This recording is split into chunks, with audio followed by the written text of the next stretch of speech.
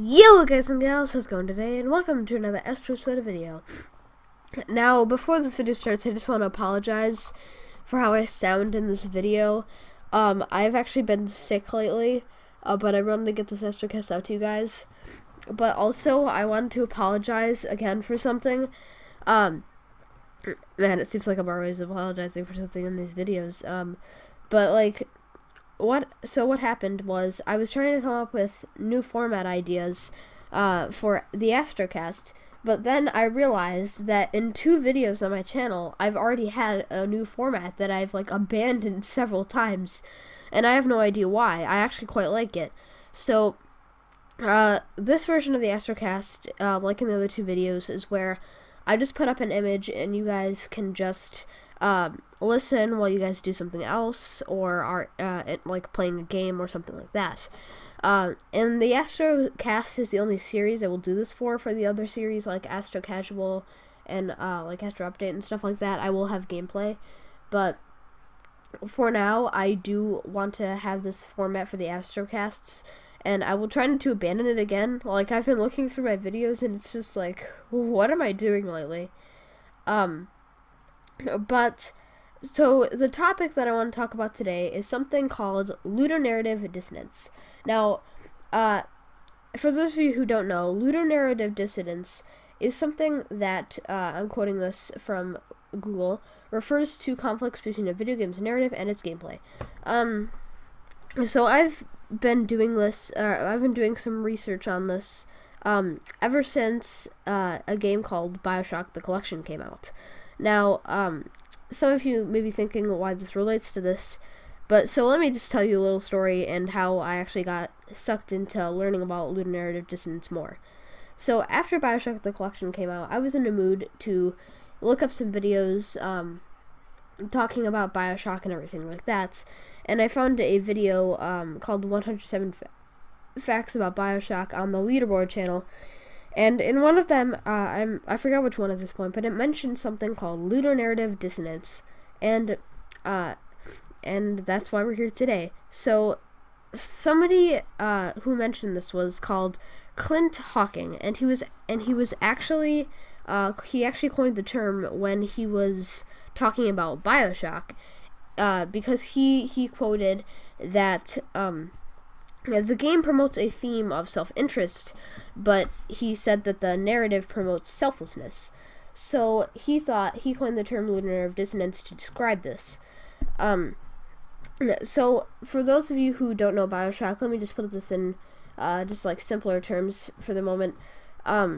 So let's say in shooter, Call of Duty, for instance, you can kill people with usually a few shots from a weapon in like anyone besides your partner, like who's AI in game.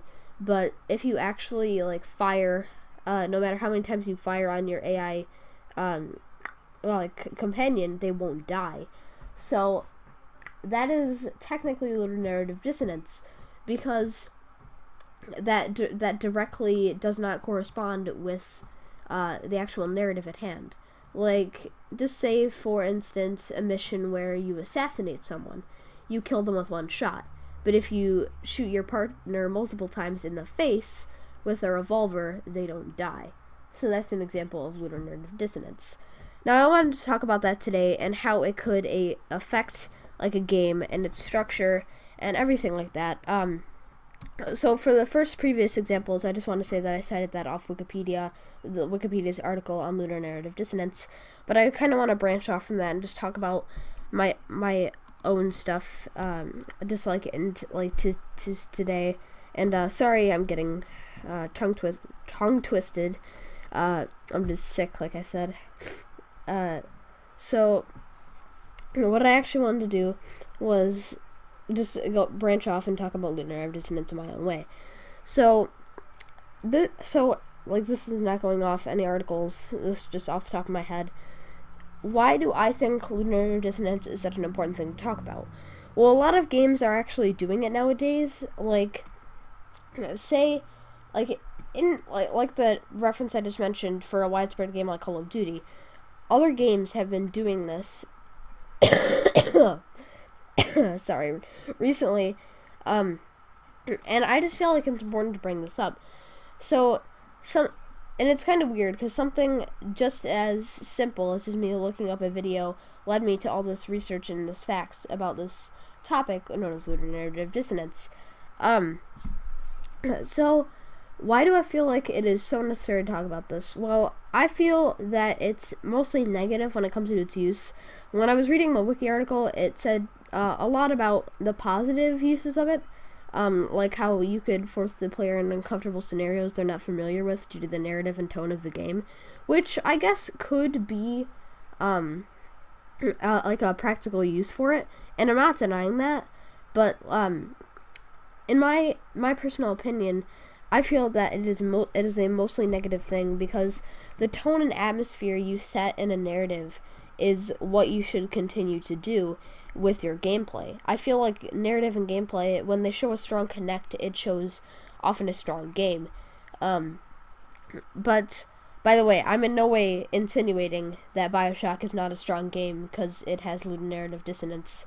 But, like, obviously it's a very strong game, well, at least in my opinion.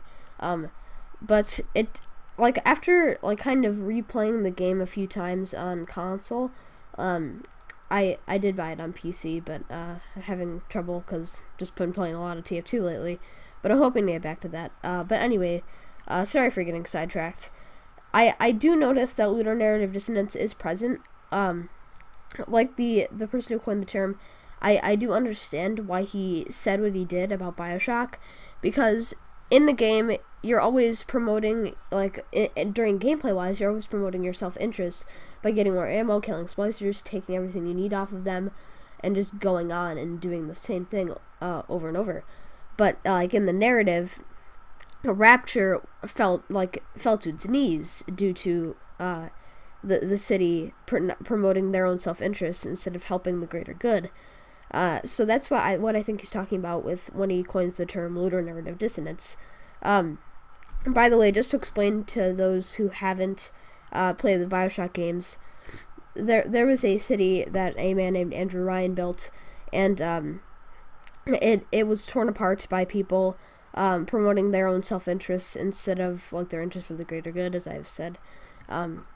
But yeah, so that's why I feel he did say that about BioShock.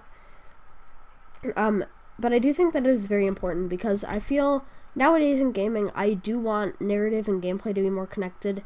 As I've seen, it hasn't really been in the past few, like, decades of gaming.